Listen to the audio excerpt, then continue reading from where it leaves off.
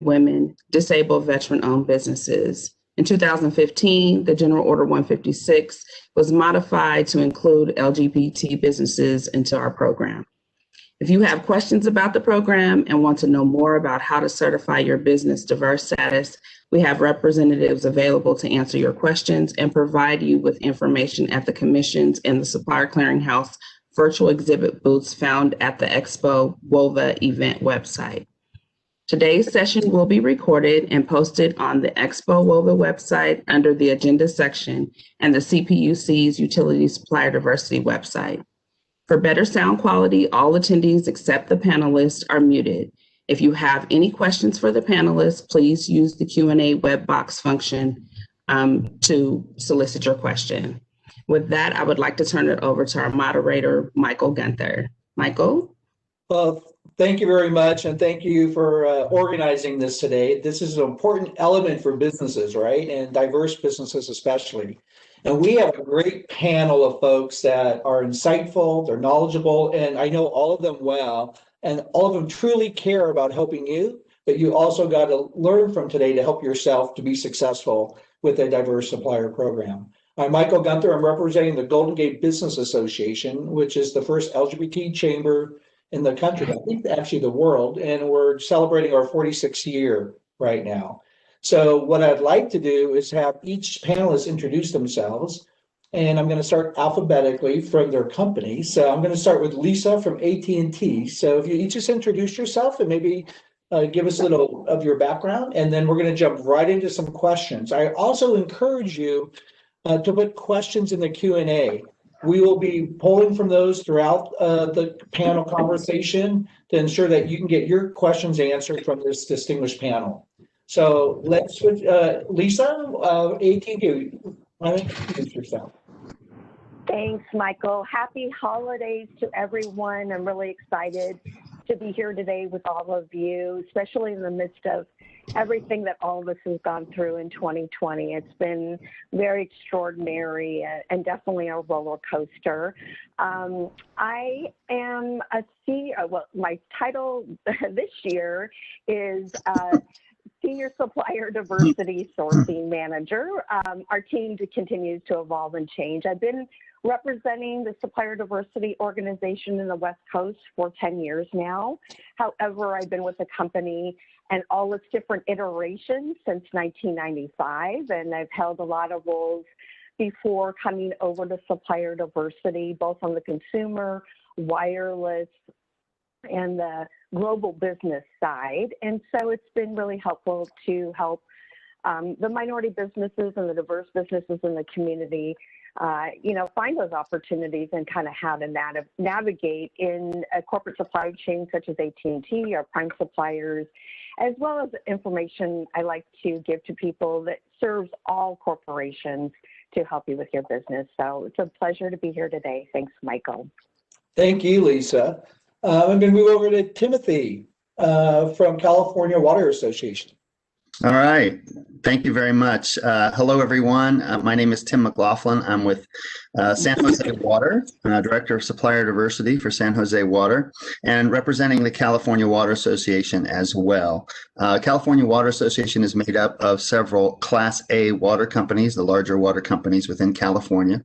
Includes San Jose Water, California American Water, California Water Services, Golden State Water Company, Liberty Utilities, San Gabriel Valley Water, and also Suburban Water Systems. So today, as we talk through things, I'll give some indication from a San Jose Water perspective, but also, as much as I can, the California Water Association as well. Great, thank you, Tim. Quite a few water groups underneath that association. And Lisa, introduce yourself, Comcast. Sure. Well, it's great to be here. And again, my name is Lisa Roben, and I'm the Supplier Diversity Program Manager for Comcast, and it's from our California region. So I've been in this role for about 4 years, and prior to starting in this position, I was in business development for about 10 years. So I worked on our Comcast business enterprise team, and also prior to that, I think, which is really relatable for many of you out there, I represented a diverse business, so an Asian American owned business. So I definitely know how it feels to be in your shoes, and just really want to provide that perspective as well, because I think it definitely helps to see it from all angles, kind of like what Lisa said. So thanks for having me today. Thank you, Lisa, as well. Well, so we're going to be going through some questions, but again, I encourage you to put any questions you may have in the Q&A. You know, when you think about supplier diversity too, there's so much about it, right? It's getting business, it's understanding how organizations work, you know, what are the ins and outs. So I'm wondering if, Tim, you can maybe start us off with just understanding, how does supply chain organization work at your organization? And then how does diversity fit into that? Sure. Yeah, I'd be happy to. Basically, I'm going to come at this from the San Jose Water perspective first. So at San Jose Water, we have an umbrella corporation at the top. It's called San Jose Water Group.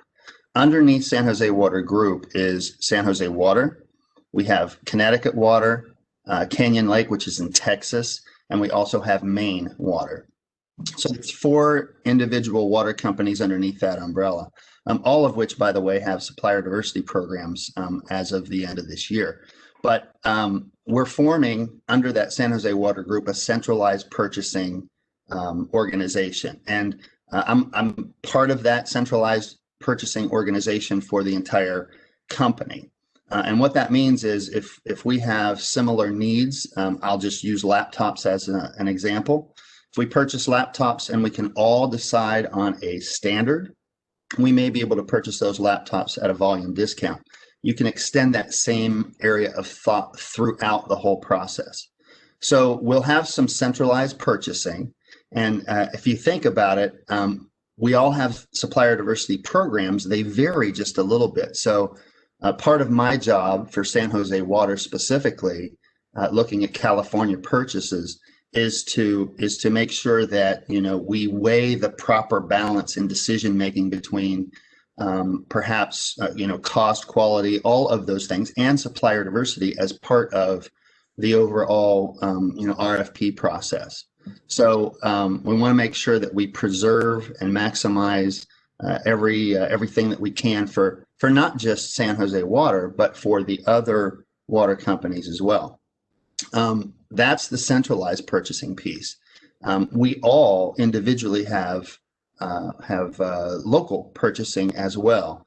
Things like landscaping, perhaps, or janitorial, where it doesn't lend itself directly to a centralized purchase for a national contract.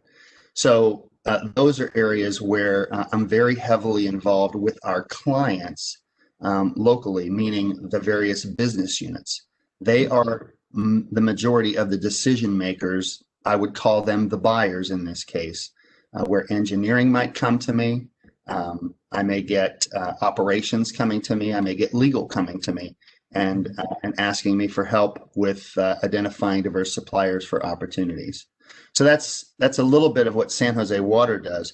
I will tell you that based on my experience, when you look at all the other California Water Association companies, they probably have models that vary between centralized purchasing and decentralized purchasing. So there's no one standard within each of the water companies. So as you approach us individually, it's a good question, you know, to ask in gaining knowledge and how to work with the individual water companies. Well, you know, it's interesting, Tim. It sounds like there's multiple ways to maybe enter or do business with the various entities as well as San Jose Water. And I imagine all the organizations have different entry points. But before I go to my next question, I'm going to have Dawn, who just joined us from Frontier. Dawn, we just got through our first question, and I was just going to have you introduce yourself. And if you could just introduce yourself and your role and your organization, and then I'm going to jump to questions. Dawn, we can't hear you right now. Now Yes. We can. Perfect. Okay. Again, my name is Dawn Gilbert. I am the Director of Strategic Sourcing for Frontier Communications. My role is also the Director of Supplier Diversity with the organization as well, where I manage, yeah, I've got a yay Dawn on there. Yes, I'm on.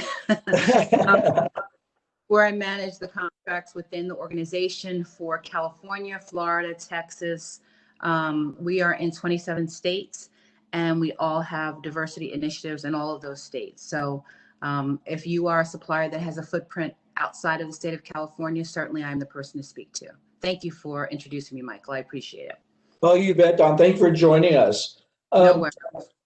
You know, Don, I'm going to jump right to a question to you, actually. So, Tim was just speaking to us about the different entry points and how they work. I would be curious, in promoting diverse suppliers within your organization, do you go through supplier diversity? Do you find another way to go in? Do you go to departments? How does it work at Frontier?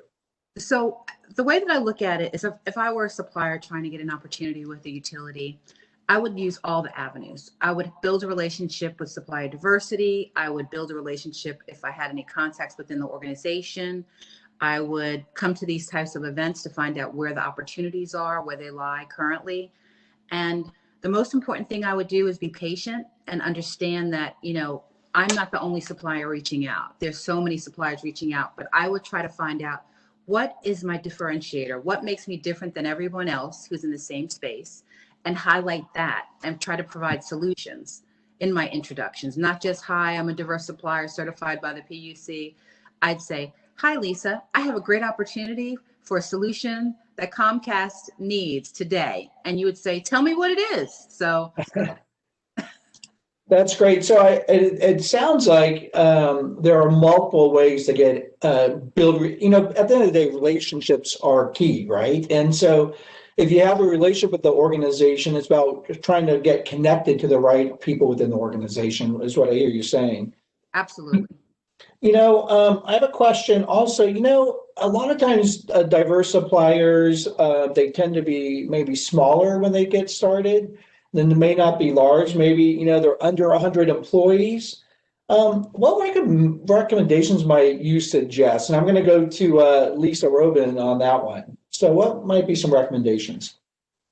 I'm glad you asked that question, Michael. And I wanted to also just build on what Don had mentioned. It's really also determining which stakeholders are able to assist as well. And I like to think of myself as a sleuth when it comes to hunting. It goes back to my business development and that background. And I utilize LinkedIn, which the premium product is incredible. So I think doing that research also will help to guide you in some type of direction as well in working in tandem with supplier diversity and procurement.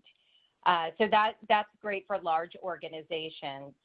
As far as building on what else we can do to really maximize those relationships, I'd say, again, going to attend these types of events, the networking events, and then also industry-related events. There is an organization that Comcast belongs to called the SDG&E, and it's really a society of engineers, and that's where you'll find many of our experts on engineering and our network as well. So if you're looking to really build on those relationships, I'd say that's a good start. So it's kind of interesting, Lisa, with business development then, because that's really what people are doing, right? They're trying to build their business, that there might be associations or other groups that you may get engaged with to also get connected to the organizations, what I hear you saying.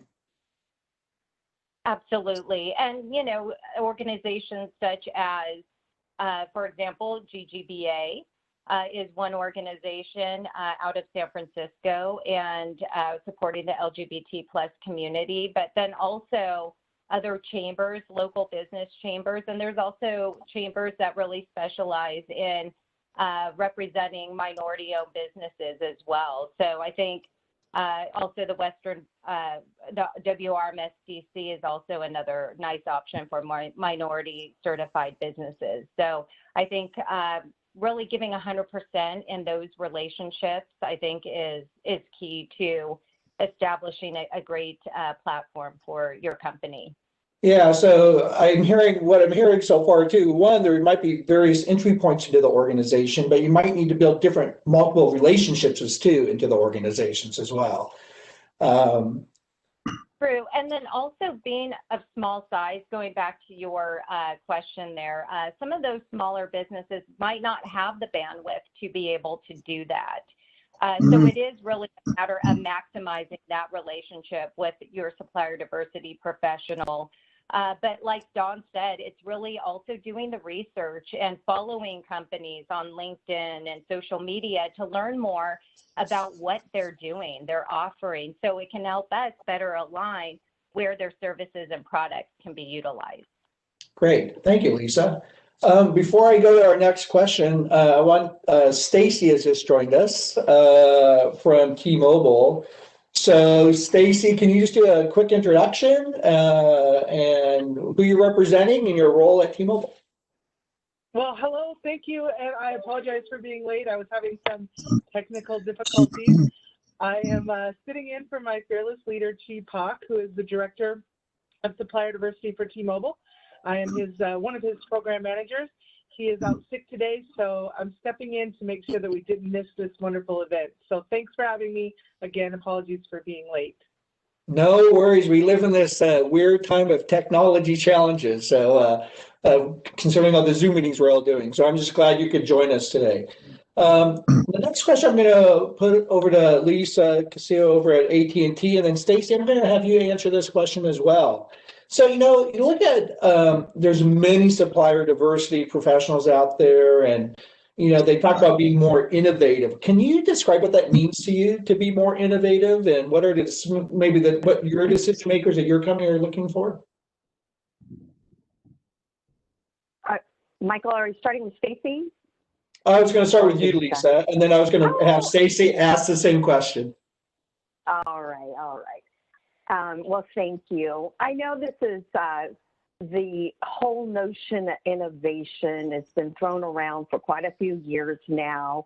And sometimes I get the sense that people are confused exactly what that means. And so let me just kind of share with you, because I evaluate companies for the past 10 years. I'm sure it's been thousands at this point. So this is part of kind of my evaluation and also feedback to folks. So when I think of innovation, when I meet with potential vendors, I'm looking for elements within their business that makes them unique, forward-looking, and something that they can articulate that amplifies their expertise in their respective spaces.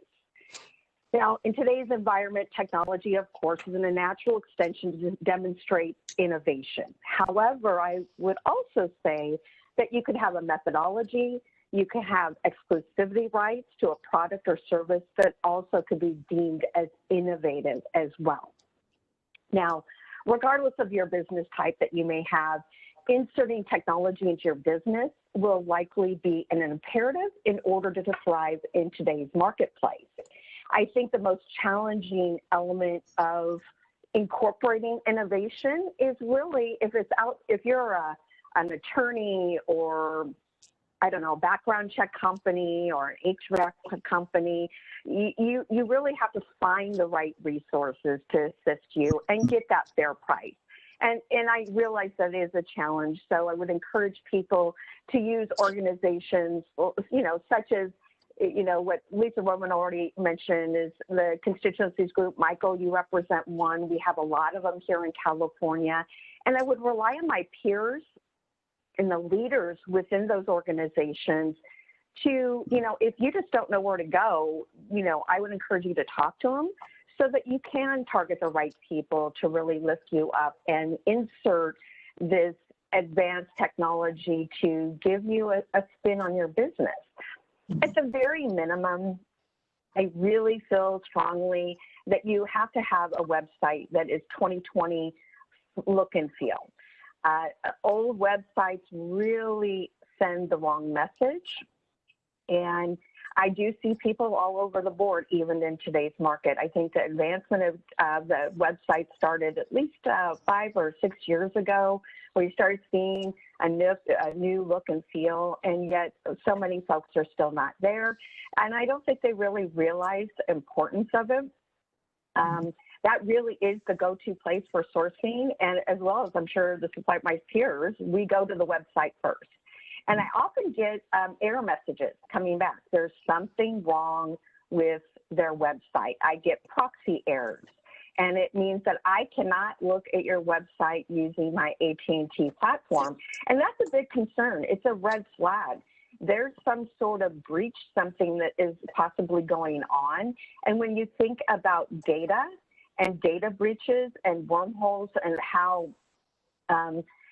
those cyber criminals can work through portals and to get access into corporations' data that they find really critical. So when they see things like that, when I see things like that, it's a red flag. And so if you're not doing it or you haven't thought about it, move from an HTTP format to the HTTPS format.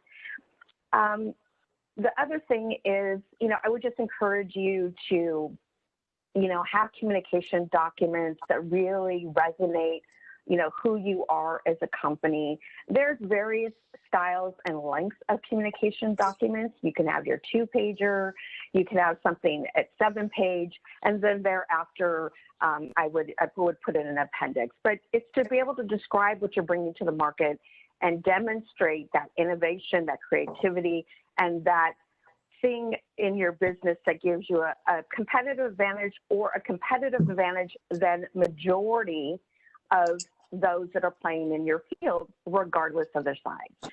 And then the last tip I guess I would suggest to people, especially today, as we're advancing data, video content is becoming really king.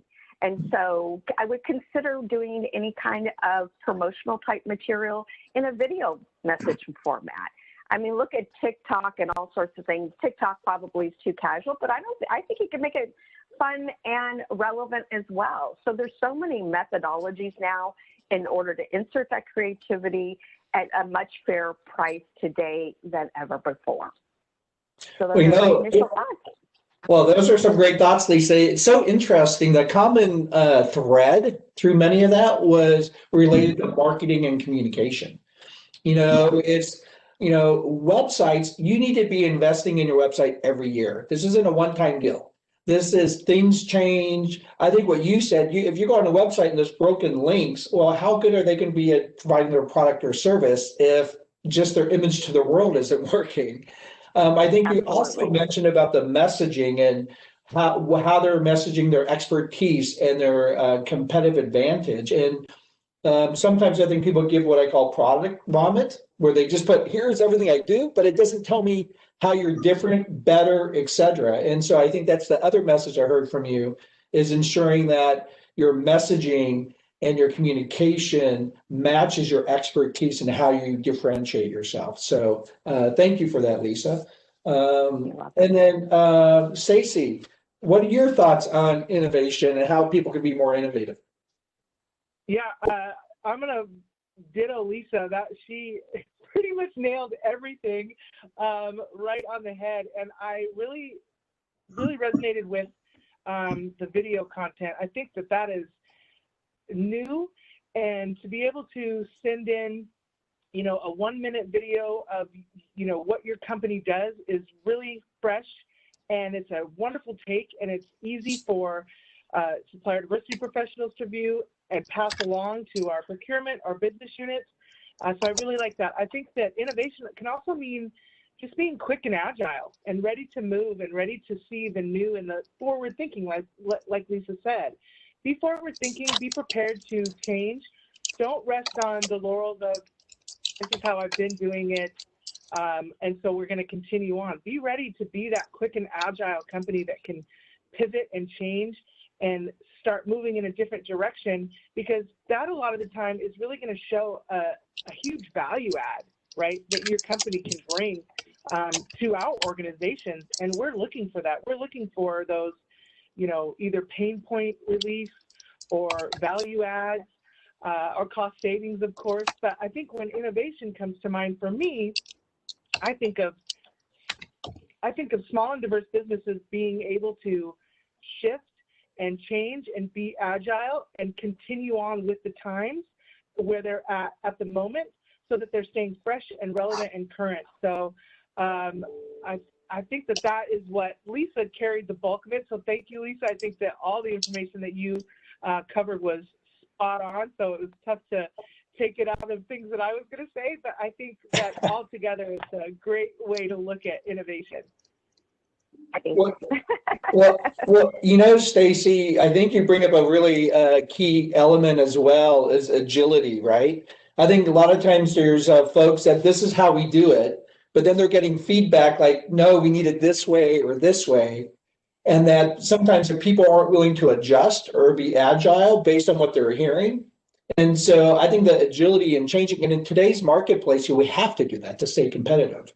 And so as diverse suppliers, I would encourage you not only be innovative on your marketing and messaging, but also how you may be delivering your product or service and being agile to meet the needs of the companies and really listen to what are they telling you. Because I know I've gotten feedback from sometimes from different supplier diversity folks that, gosh, I've been giving these people feedback, but they're not changing. They keep doing the same way. And so I encourage you, listen to the feedback, especially when you get it from this group here, because this is an all-star group in supplier diversity. So thank you, Stacy. I think the agility is really important. This is going to be a question for Don and Lisa Roben. We talk about innovation and recommendations on how to stand out. And I imagine for most of you that when you're meeting a new supplier is coming to you, a new diverse supplier is coming to you, and you may already have someone else that is providing that service for you. And so how can someone stand out from other diverse suppliers? And so Lisa Roben, I'll have you go first, and then Don, I'll have you go second on that one. Sure. I love this question because this is what I did for many years, and trying to figure out, how am I going to gain the attention of my prospect? And in this case, it's not just supplier diversity that you're trying to connect with. You're also, depending on your service and product, you're trying to connect with other parts of our business. So this is an extremely important question, and it goes back to being thoughtful and providing relevance in that messaging to us. And to me, that is what makes an individual stand out. As we all do receive several hundred emails a week. What really stands out when we receive those emails, because now more than ever, people are really reaching out through email. And what stands out is, one, a concise message. So something short. When I do see 3 paragraphs, it's tough to really, even decipher all of that information when we have so much to really review. So I say messaging needs to be concise, even if it's phone calls. We get the phone calls too, and I'm happy to field them as long as, that information is really relevant to our current business. Right now, obviously, we're going through this global pandemic. It has impacted everybody. So our corporation is navigating through this pandemic currently with the expansion of the network to bring services to our residential customers and our commercial customers, and helping those stay connected while they work from home and also distance learn. So if there are those products that are relevant, then really, by all means, provide that in a very concise message. And what we really appreciate are, once that is determined and introductions are made, demos are the best. And what better way to do it right now than virtually? Just the other day, yesterday, I was connected with somebody through the Expo, and they provided a demo for me on Teams. And it was literally probably a 15-minute demo on drones. And it's a technology that we're really looking into and considering. So that is a great way to bring something that is not tangible, but making it more available, you know, to us through this method of the virtual space. So I'd say that's probably the best way to connect with those types of products and services. That's great. I think it ties into the messaging we were hearing earlier too about changing our messaging and being agile on how you're delivering and selling, right? And so getting creative with online too. Well, thank you, Lisa. Don, what are your thoughts on how people can maybe stand out? And, you know, if they have all these other diverse suppliers you're talking to, one is, you know, being concise in your communication, being creative in how you're delivering it. What are your thoughts? What I could say to that is that in this time where I could tell you I think I get 50 emails from staffing companies every day. We have a program where we have plenty of staffing companies that we work with, but we're not looking for new suppliers in that space. I received 100 emails on tchotchkes, giveaways, all of that. And I'll tell you a story of one that stands out. I mentioned to the supplier that we have our supplier in place. The next RFP is 3 years from now, and we would not be bringing on any new supplier.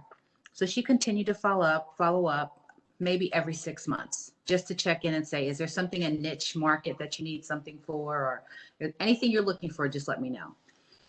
I didn't personally have an opportunity for her, but I'm supporting a program outside of our organization that needed 5,000 neoprene covers for Chromebooks. So I reached out to her because she was top of mind, because she continued to reach out. She was courteous. She was never pushy. She was appreciative of my time. And she received that contract for 5,000 neoprene computers, which was major. And she's going to get another order for 5,000. She sent a note to me and said, I just let you know, I appreciate you. I realized this wasn't a Frontier initiative, but you still recommended me and thought of me. This time, for the first time ever, I was able to offer my employees health insurance. Wow. Like, if you can impact somebody that way, even if you can't do it in the program, it's important to build relationships, because you might not be able to help them today or tomorrow, but one day you may be able to assist. So Yes. Just be courteous, be patient, and be in your approach. Don, you are like, what you're saying, I think is so critical as well. It's about patience and persistence and being professional about it. I've seen people go to various power pitches. Gosh, I didn't get any business out of it. Or I reached out twice. Well, it may take 2 or 3 years of relationship building to open the door. So I think your patience is right on, courteous, and just being persistent. And that's a great story that you shared as well. Thank you for that. You're welcome. Tim, I think there's a question, if I registered our company in the supplier diversity portal, but I've not received any response regarding my services, what should I do next? So, hey, they tell me to go sign up. All of you have portals. So go sign up. So then what should I do next if I've done that? Sure. So actually, a lot of what I wanted to talk about on this question, Dawn actually addressed. There are so many emails that we all receive as supplier diversity professionals that even though we attempt to get back with everyone, it's not always going to take place. So what happens, and this is just a San Jose Water response at this point. I encourage everyone to register within our system. A lot of times people think that registration they're going to receive some sort of feedback, somebody's going to contact them, and that is not the case. But what that does is it makes you visible to all of our buyers, because as people try to get contracts with San Jose Water, I like to divide it into 3 categories. One, as Don mentioned, we may not have a need for that service. We have it covered. We may not be going out for an RFP for a period of, say, 3 years. In that case, and this is exactly what Dawn had said, I ask people to stay in touch with me, continue that relationship, be assertive, not aggressive. There's a difference. And just be consistently there to get to get you to the point where you're top of mind with me. And I have an absolute case study on that. And as a little plug for the next panel discussion, someone named Tori Carter is going to be on that panel. It's an absolute case study of someone who followed that advice to the T and ended up with a contract for San Jose Water. So I just want to give a little plug for that. But the first thing that can happen, we're covered. Stay in touch with me every 6 months. The second thing that can happen is if we are within a year of the contract, then my job then becomes to make sure that I understand that you have the capability to be a part of that RFP. And then I want to get you on that bid. That depends on who I'm working with internally as to how that happens. But we're going to maintain more contact within that year before that RFP comes up. The last item and the last area of possibility is we need your service right now. And that's very, very rare that you can come to us, you can give your pitch, you can talk about what you do, and we say, oh my gosh, I can't believe it. I was contacted just yesterday about that. It does happen, but it is extremely rare. Most of the time, we're already covered. So I step back to that relationship. To be specific, though, if you don't hear from me or another colleague, continue to try to interface. A perfect way to do that is be a part of your community-based organizations, such as GGBA and others, Rainbow Chamber here in the Silicon Valley for LGBTQ. Just be a part of that, be a part of what we're doing today. I can see some questions already coming in for me that I will respond to. And there are multiple ways of getting in. This is one of the main ways that I would suggest that you do that. Great. Thank you, Tim. And, at the very beginning of what you stated too, you mentioned someone that listened to your advice and followed that through. So again, it gets back to that listening to this group, what they're telling you to do, to be agile and change as well. So thank you for that. I have a question for the two Lisas, and I'll start with Lisa Castillo from AT&T. How has COVID-19 impacted your supply chain or supplier diversity program? Wow, thanks, Michael. It wasn't on my list of questions to answer, but I will answer on the fly. Well, I had it as Lisa, so I just thought I was just going to give it to both Lisas. That's okay. I can do it. So at any rate, AT&T has been on this evolution of our business that really started in 2007. 2007 was the iPhone exclusivity rights. And ever since then, there's been a big pivot of evolution. You can see where our purchasing decisions, what we build out. And so in today's state, we're a mobile entertainment company. And with that, we have the leadership of the company is evaluating which products and services are where we're going to keep and grow and expand, and other elements within our business that are legacy products. I mean, when you think about a company that's almost 150 years old, we have some pretty old products that are within the network. We've moved from the copper, lines, which is really my preference. It goes to our central office, to voice over IP platforms. And so everything is an over-the-top type platform. You see now with television, people are going to that. So with that being said, we were already in the transformation process. What COVID did to us is obviously there were significant slowdowns within elements of our business. One that comes top of mind was our retail outlets were on an expansion mode. We were building more retail outlets because not only we're trying to get to the consumer, but also the small business market. We were kind of pushing people to our stores. Well, now with COVID, that's changed. And so I think the company overall is evaluating where we're going. There's a lot of contraction going on, but I wouldn't say it was necessarily with COVID because the plans were already in process. Some things, I think the biggest pivot for us was really those retail expansion, how we're getting to the customer. So, have we slowed down in purchasing? Sure. Are we, essentializing our supply chain? Yes. We're essentializing our employee base as well. And so, we're being affected as well. We're having to lay off, people within the organization and just make changes and do more with less is really kind of where we're at today. So, but, at the net of it, while, legacy products and such are contracting, they're looking where the new version is going to be. And so I think we're all kind of waiting and seeing.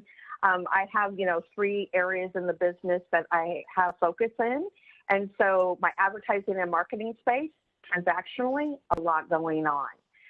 Some of the technology, IoT, even AI, some of those things are contracting. They're just changing in what they're doing and how they're delivering it. So it's an interesting time, a lot to be determined, but I would anticipate that next year is going to be another year that we'll be really mindful of our cost, our spend, and our purchasing decisions. And so we're in it together, and we're just trying to mine for those.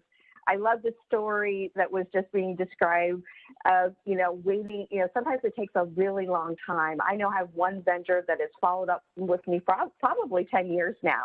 And I'm just getting to that point of where I think I'm going to be able to connect them to an opportunity. So that drip system is really important and really more than ever. Like a lot of my peers have already suggested, I get people knocking on my door and it's like one and done.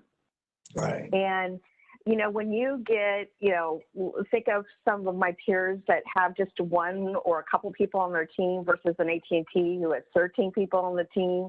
Even with 13, my footprint is the United States. I'm getting people coming to me from all over the place. And so it sometimes can be very overwhelming. And those that stay top of mind and do that kind of drip system to say, hey, Lisa, I'm still around. Hey, this is what I'm doing.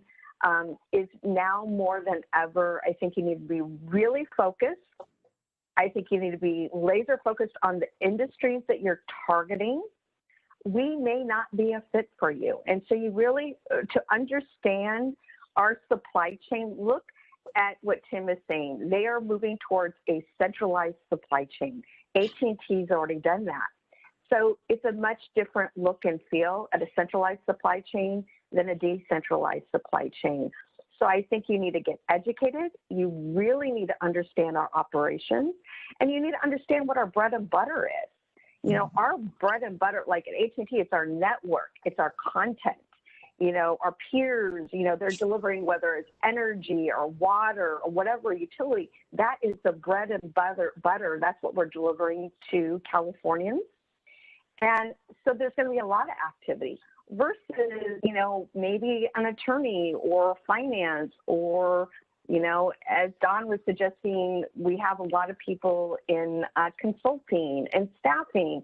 And so when there's just a few contracts, there's a lot of competition.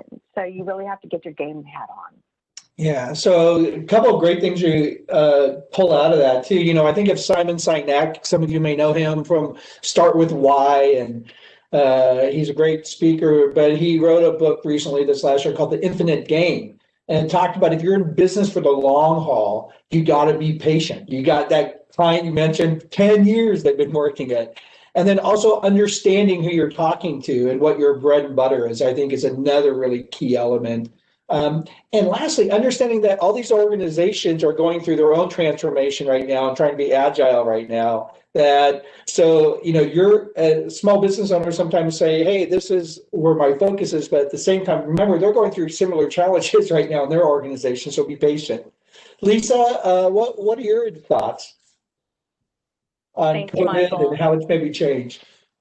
Absolutely. Thank you, Michael. And thanks, Lisa, for, that is very comprehensive, and really appreciate going after you because you did cover so much. So I wanted to really talk about our centralized procurement as well. So as you know, Comcast is a huge entity, and our system for procurement is quite centralized. So here in our California region, we do have many opportunities to buy purchase regionally as well. And it really is dependent on the type of product and service. So, for example, our network is major expansion right now due to COVID. So that's a major positive for the company being able to expand as was planned for 2020 and into 2021, but continuing that momentum is so important. And we do have prime business partners that are assisting us with those endeavors as well. So in reaching out to me, there are some opportunities to learn more about how that procurement process works with our tier 2 business partners as well. But I also wanted to talk about how it's impacted our call centers. So at one point, our call centers were obviously physical in centers, all of that workforce, but now they're all working from home. So it's really, COVID has impacted thousands within our workforce. So there could be some opportunity down the road to connect within that area as well with a tier 2 possibility. And then also, Lisa mentioned some declines in spend, and we have seen declines in spend, most in particular with the professional services. So IT staffing, currently there aren't any opportunities to onboard new suppliers. So we do work with a diverse MSP, but right now there just isn't that opportunity as there has been in the past. So that's an update for everyone. But where we have really seen an increase in spend has been obviously with PPE. PPE is so important to our frontline, our technicians, our executives, or our retail representatives that are at our Xfinity stores on a day-to-day basis. So that type of procurement is of utter importance to us right now. And then also, this isn't as related to COVID, but it has happened during the pandemic, which is the civil unrest that we've seen here in our country. And as a result, I think I've mentioned at during some of these panels that Comcast has dedicated $100 million over 3 years to support social justice and equality. And one of those products is a program called Comcast Rise. And I have information at our booth regarding this incredible program. But this program was developed for diverse companies that are small in size that have been impacted by COVID. And so there's certain resources that are available if chosen for this particular program. It's an application process, and the application is at comcastrise.com, where you can learn more information. But it's an incredible program. There have already been about 700 recipients, 35 in the California region, and there have been about 3,300 applications to date. So I believe the company is also working on the second phase of this program right now. But definitely reach out to me to gain more information. But this is really what the company would like to do, really, to support the small businesses right now that are definitely going through some of those challenges that we all have seen. Great. Well, thank you, Lisa, for that insight, and congratulations to you and Comcast for putting that program together too. That's great that support all our diverse suppliers. Stacy, I have a question for you. What are some of the common mistakes you've seen diverse suppliers make? What are some of the common things that you see? Great question. So I'm going to piggyback off of Don and Lisa on some of the things that they said about reaching out, staying in contact. I speak to suppliers, and that's what I tell them. You know, this isn't a sprint or a race. This is going to be a marathon. If there's not an opportunity today or tomorrow or next week, next month, next year, there could be an opportunity down the road. So I want to build that relationship, just like Don said, so that when an opportunity arises, you're right at the forefront of my memory and I'm ready to go, because it's been discussed here during the call of the emails, the amount of emails that all of us receive. So if it's a supplier that's, you know, an introduction and one email, they're not going to be stuck in my mental Rolodex, right? But it's the supplier that reaches out every however often, catches up, fills me in on what they're doing, lets me know where they're at, that you know, starts to really capture and stays on top of my brain. So when that opportunity comes, I'm ready to go, and we've built that relationship. So I think no follow through is probably a really one of the biggest mistakes I see.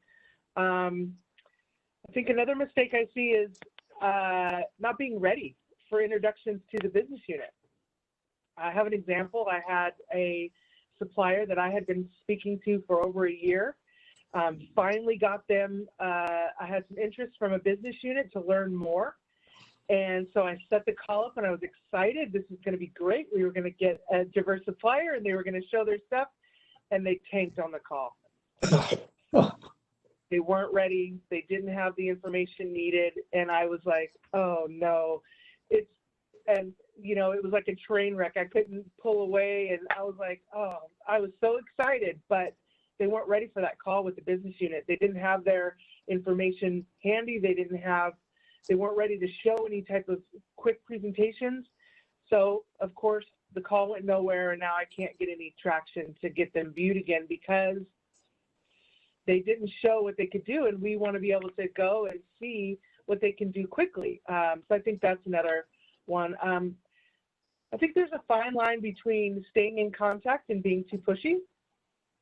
I've had suppliers go around me and find leadership or senior leadership because I wasn't maybe moving as fast as they thought I should be to try to help them get into my supply chain and to get into my procurement. I think that's a mistake personally. I don't know what the rest of the panel thinks, but usually the leadership will refer them back to me or my team. So I think that's a miss because I think that it kind of deviates from the path that we were on, and then we have to get back on there. I'd love to hear what the other panelists think about that, because that could just be a personal preference of mine. And I had another one, of course, now I'm going right over my head. Too long of a capability statement. I think if it's too long, not only am I going to glaze over, but my procurement team is going to glaze over, and then they're going to be like, I'll look at this later, and then everybody knows how it is. Later becomes later and later and later, and then it's out of mind, out of sight. So I think having that concise information really listed so that you draw them in quickly. So I think those are a few that I see as mistakes, but I would love to hear from other panelists to see if they agree or if they have other takes. Great. Thank you, Stacy. There are some big ones in there, especially all the work you get to get someone set up and then they stumble. That has to be frustrating because you don't get that opportunity often, right? Anybody else have common mistakes you see from diverse suppliers? Anyone else like to share? I was going to add to Stacy what she said is that when you get a supplier at a call, when they always say the first impression matters, it does. Because like she said, they're not going to give them a second chance. I've had suppliers who were major players, and I gave them advice on how to approach because I know the audience. I know the people, I know the audience. I'm giving you tips that you should use. And guess what? They don't use them, and guess what happens? They don't get an opportunity. And then the other thing, which is the initial approach, when a supplier sends me an email that says, "Hi, Dawn, I can help you to grow your diversity number." That's not a good first approach for me. Tell me you can solve a problem that our company has, that you know, that you've done your research, that you.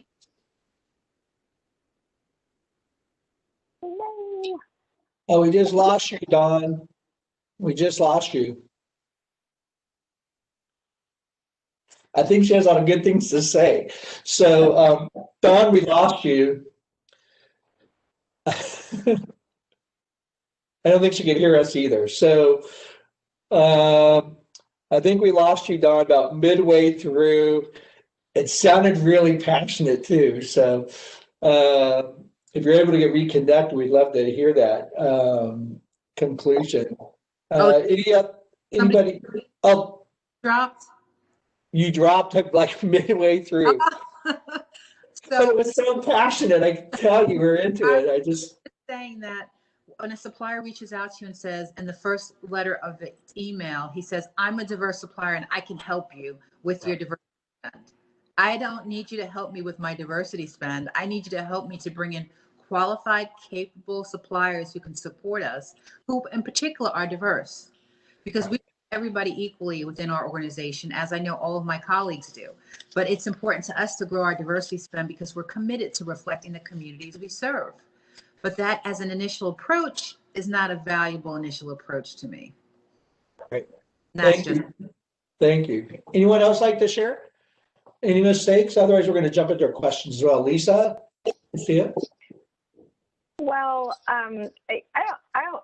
So this is, a personal preference, and I know, my peers sometimes have a different perspective, but kind of universally we see, similar things. And I will even mention just during this particular conference, I've been getting messages, and this kind of message doesn't resonate with me. I'll get a message that sends to me, hey, Lisa, how's it going? This is the name of my company. Here's a link. If you are interested in finding out more, follow up with me. Right.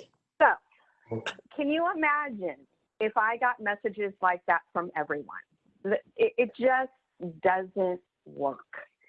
I feel I make a statement oftentimes, ask better questions to get better results. People typically are wanting to sell all the time. And they're appropriate, in my opinion, there's appropriate formats to be selling. And then there's, opportunities that are not. And generally speaking, if you do not have any sense of the operation of the supplier diversity program, you're not understanding how to put your best foot forward. So to Don's point of, I want to help you build your program, what Don is feeling is, which often I feel because AT&T has had a program for more than 50 years, is you haven't read one word. You didn't look up my website. You didn't look up the supplier diversity website. You don't understand our operation. You're just not getting it. And so in order to be an effective salesperson, you got to have some background. You got to have some context. Otherwise, you're just throwing mud in the wall against the wall, hoping that some of it sticks. And so I think you really should have a plan. Who is your, target market? Why is it your target market? Just because you're looking at these companies that, are sitting in the joint utilities that are, some of us, like an AT&T, billion-dollar supply chain, smaller companies, such as the water districts, we have different nuances of our business.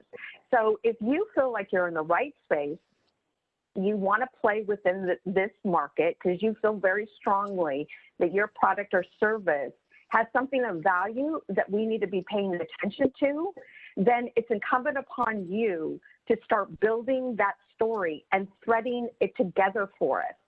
Too often, too many people, I think Stacy said the same thing, is here's my laundry list, pick one. Or Michael, you actually mentioned that. Here's a laundry list, this is what I do. Okay, supplier diversity professional, can you figure out how I will fit in with your business? What I want you to do is I want you to show up as the expert and you tell me what's wrong, or because you've garnered enough information, because you've spoken to enough people. And again, in the earlier context of the presentation, is someone was saying John was saying there's a lot of different entry points into the business. We're not all equal. So unless you ask the question of how to best, get into the company based on, say, I'm in corporate real estate. Well, guess what? Corporate real estate with AT&T, as soon as you sign up in our portal, the actual forms come up that you can register and it gets right over to sourcing. And then there's other elements in the business that say like IoT or AI, that all those decisions are being made in the business unit. But again, if you're not asking the questions, how would you ever know? So people typically, because they're thinking, oh, I'm in a matchmaking session. Oh my goodness, they must have a contract. They're going to hire me. No. What we often do is we say, okay, this is where the active space is going to be based on the projects that are ahead that I know in the next year to 2 years, this is for people when they get frustrated after those sessions, because oftentimes they feel deflated because they don't know how to show up. They don't know how to communicate, and they're not accustomed to having that conversation to mine for the information that will help them advance their business. So, great. Thank you, Lisa. It all gets back to good salesmanship, right? And understanding, asking questions, not telling. All those basics that sometimes people forget, that you still have to work it and build a relationship. Lisa or Tim, do you have any thoughts on biggest mistakes? I'll go ahead. I know this has already been covered, but as an example, we have one end of the spectrum where I can guarantee you every one of the supplier diversity professionals have had someone come up to their booth pre-COVID time and say, "Oh, California Water Association, what do you do?" And that's probably the worst way to approach any of us. What do you do? On the other end of the spectrum, for me personally, what I really love is somebody coming up, and this is a somewhat of a made up example for context. Hey, I know that as a water company, during emergency preparedness, I know that as earthquakes happen, you need to go out to inspect your dams immediately, and you might not be able to make it out there. We have a drone service that can go out and map before and after pictures. Would that be useful to you? And it's like, okay, this person has done their research. That immediately gets my attention. That immediately makes me want their qualification statement, and it makes me want to send it on to whoever's responsible. So for me, that's two ends of the spectrums of how to approach this. Great. Thank you, Tim. And Lisa? Yes, I along those lines as well. I think what we really appreciate is invitations to different demonstrations. So I know some companies are providing that right now. That can be done, some type of information sharing that can be done over a lunch, just virtually, where they're demonstrating whatever it is that they're selling. A lot of the time it's a type of software. But I think for us, it does gain much traction internally because it's helping us understand that they are experts in their field and that they are investing in their own products and their own time in trying to make those connections. So if you can imagine, our teams are so inundated that whenever we can make it as easy as possible for them to gain information, it's really helpful. And that is information I share with our leadership. So at times they do have that opportunity to connect, and that's a perfect way to do it, is to provide some type of forum that they can just click in and hear more information. And now more than ever, this is a platform that so many across our enterprise can tap into because of the lack of travel that we have right now. So just another item is it does take time to invest in business development, but it's one of the most important investments you can make for your company. And a lot of the time it doesn't cost a lot and it's not a huge investment. It's just taking the time to really read up on what the companies are doing and how to connect with them with regard to your product and service. Great. Thank you, Lisa. Some great tips for everybody here. I'm going to jump over to some questions. Just to let the panelists know, we have just about 10 minutes. I'm going to ask a couple questions. I'm just going to round robin them.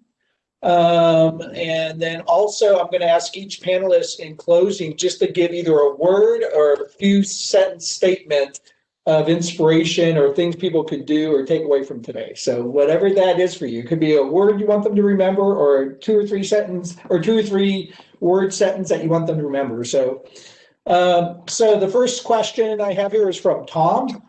And what are some of the ways your company reaches the LGBTQ community, but I would put all diverse communities maybe, during a typical year, and then during this past year with COVID? So what's maybe changed with COVID and how you reach your various diverse suppliers?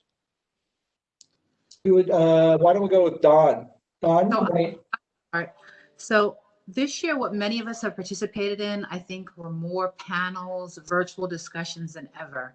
At the beginning of COVID, we had a series of, I think it was 4 events like early in March or April, where a lot of the folks here on the call participated. I think everybody in the call here participated, where it was open to all of our community-based organizations.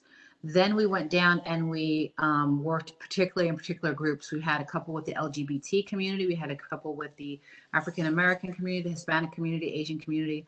And then again, we did our own. So I believe we probably, Lisa, keep me honest, I think we probably had like at least 30 or 40 virtual panel sessions this year so far. And we gave some good information about programs within our organization and how they can connect with us, particularly during the COVID situation. What do we need? How can you help us? How to connect with us? All of that. So I think we've stayed connected and maybe even been even more connected than typical. Mm-hmm. Yeah, it's kind of interesting, isn't it, Dawn? I think there's a different way, and I think Lisa Roben mentioned it, you don't have to travel engaged. Exactly. And the commute, and so there is a more opportunity to get connected and just differently. I think some of those things are probably going to stick around for a while too, even when we get back to what I call abnormal, because it won't be normal, but back to whatever the new normal is. So I agree with you. Hey, Tim, best way to know what solutions are needed, is there a consolidated bid site anyone can view, or how does someone find information? And that's from Brigitte. I'm sorry, was that for Tim? Yeah, for Tim. Yeah, so every company really does it different.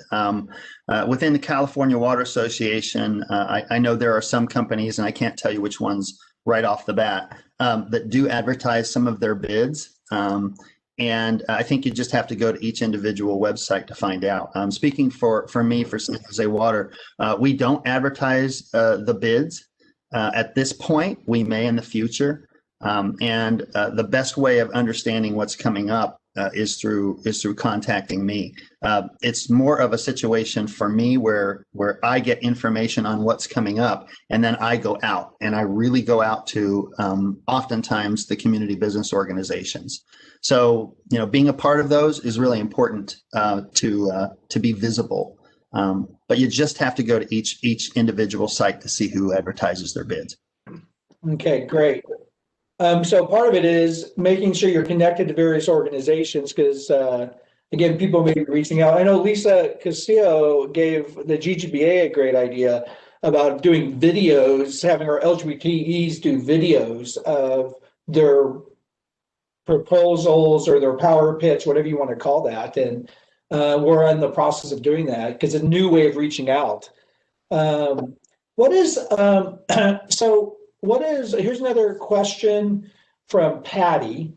What is the best way to get a referral contact to a specific buyer department that could be interested in my product? So I think some people maybe mentioned that. So Lisa Castillo, what's the best way to do that? Get a referral contact, maybe a specific buyer or department? That's $1 million question, right? That's where everyone is trying to get to. But here's the reality. There's thousands and thousands of you all across the United States. Can you imagine? I know you think that we're a really big company, and we are when you think of the numbers, but when you think of like our supply chain, there actually is a very limited group of people that are dealing with thousands and thousands of contracts.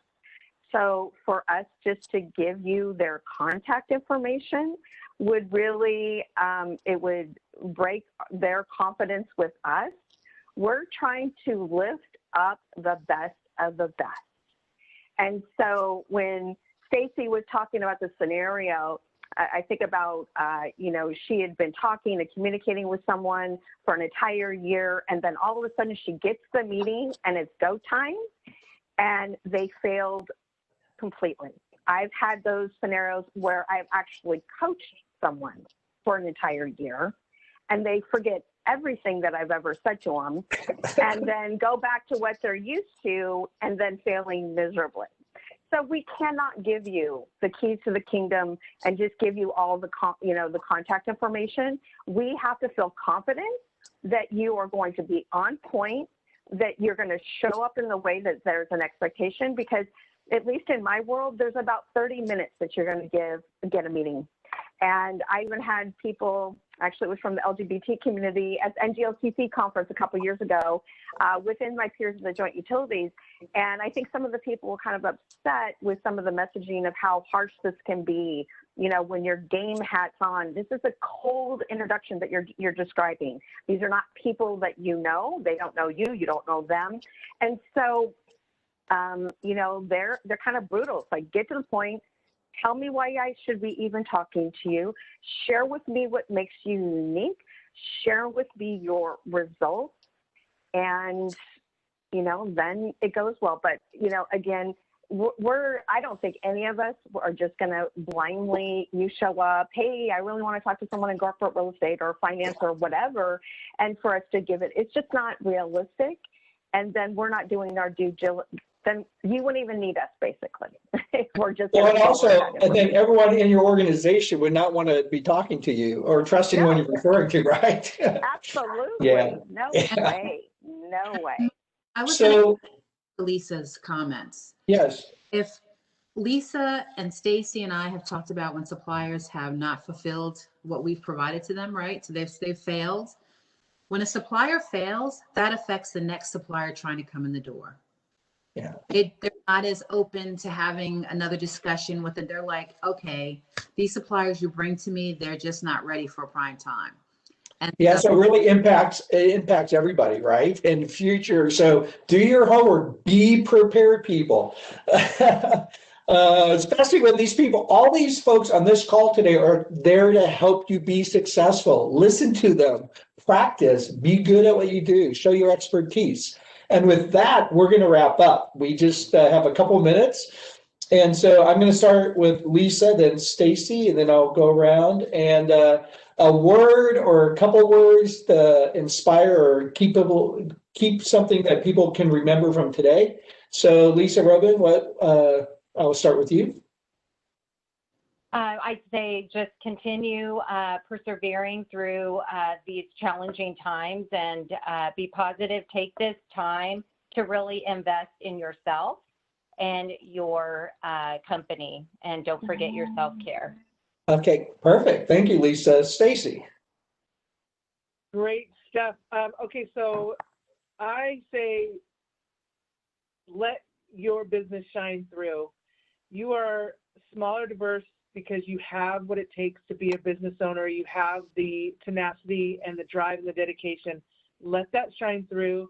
Let our organization see that. Let us see it. So keep going, keep doing what you're doing, and take our advice, but shine through, because you're in this because you have that within you. So keep going. All right. Thank you. Lisa Castillo.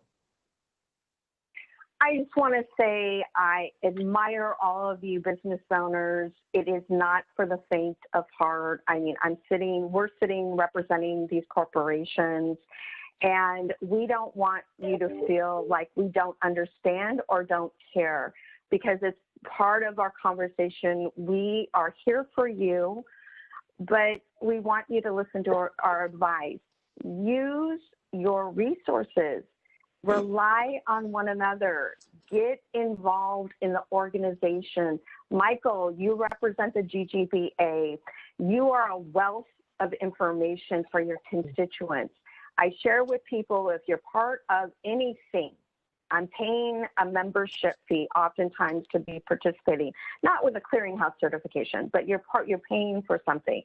So have them help you and team together of helping one another within the community, because if you've made it through this year, congratulations, you're doing something right.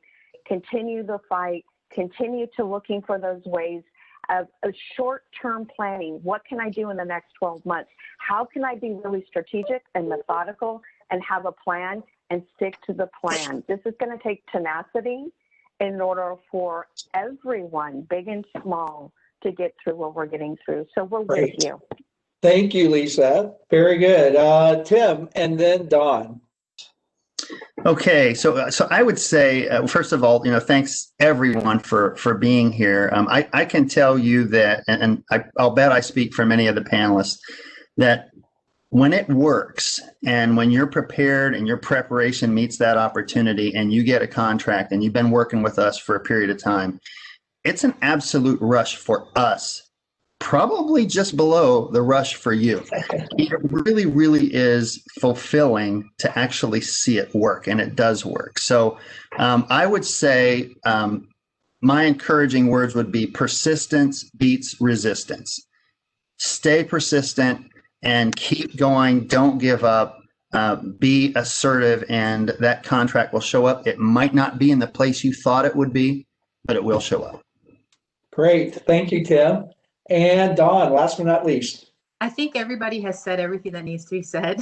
That remember, we are here because we are your advocates.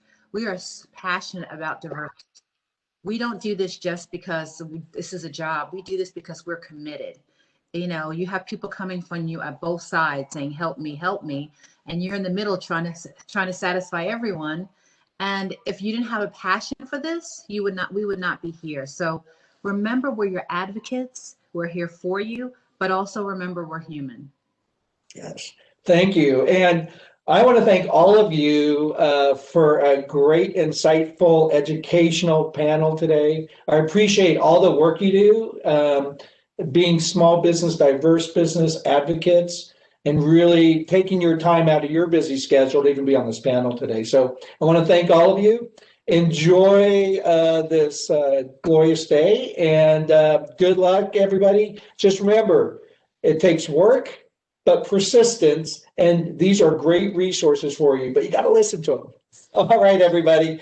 Have a great day, and thank you, CPUC, for hosting us today. Thanks, everyone.